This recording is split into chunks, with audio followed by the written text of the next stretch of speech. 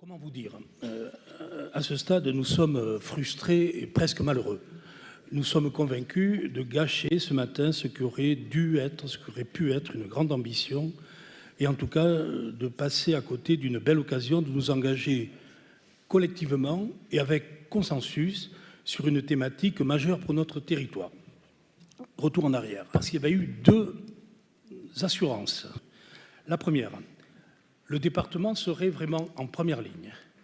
Il serait même, et vous aviez utilisé le mot de chef de file, dans la mise en œuvre de cette politique prioritaire pour toutes les populations. Et le préfet avait acquiescé. Il avait accepté cette idée que le département pouvait être le chef de file dans cette politique majeure. La seconde annonce, nous allions réaliser ce PDH, ce deuxième PDH, donc, de manière concertée, avec tous les EPCI, tous les acteurs de la profession, c'est-à-dire tout le monde, et même, aviez-vous dit, votre opposition au conseil départemental.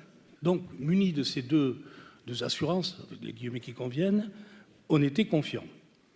Aujourd'hui, 2 ans après, nous constatons amèrement que les deux promesses n'ont pas été tenues d'une certaine façon.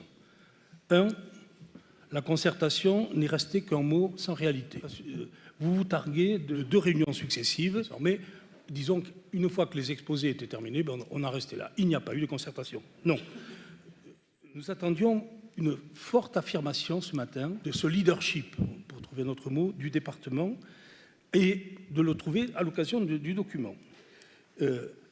Et là, nous revenons sur 2 propositions, 2 dispositions plutôt. La création de l'observatoire, on y est revenu, hein, ce fameux observatoire qui devait nous permettre de suivre en quelque sorte par des indicateurs chiffrés la mise en œuvre de notre PDH. Et puis deuxièmement, et encore plus intéressant, c'était l'instance multipartite qui était censée piloter, qui doit piloter le PDH.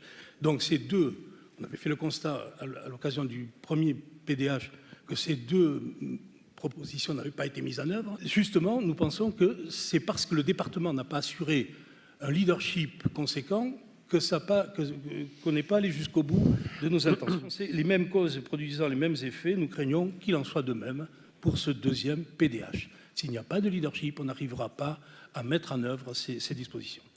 Et je dirais que c'est un manque de souffle politique qui aurait fixé les objectifs, avec des priorités claires.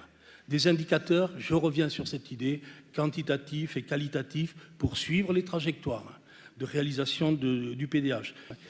Et puis, bien sûr, les moyens financiers. Vous avez donné des enveloppes globales, mais on aurait voulu quand même avoir des choses un peu plus concrètes. Et en plus, il manque la déclinaison par bassin d'emploi. Et là, nous y sommes très attachés. Je crois que là aussi, il aurait été bon que tous ces objectifs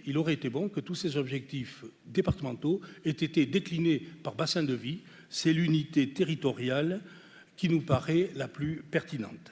Et puis, j'en reviens sur une question essentielle, c'est le foncier. La question du foncier. Nous sommes là aussi confrontés à un choix fondamental. Faut-il laisser et se soumettre, et notamment l'Office 64, à la folle loi du marché, celle de l'offre et la demande, qui nous obligerait donc à doter les institutions publiques ou semi-publiques de moyens financiers conséquents pour figurer honorablement dans la compétition avec les acteurs privés sur les zones tendues notamment, mais pas que.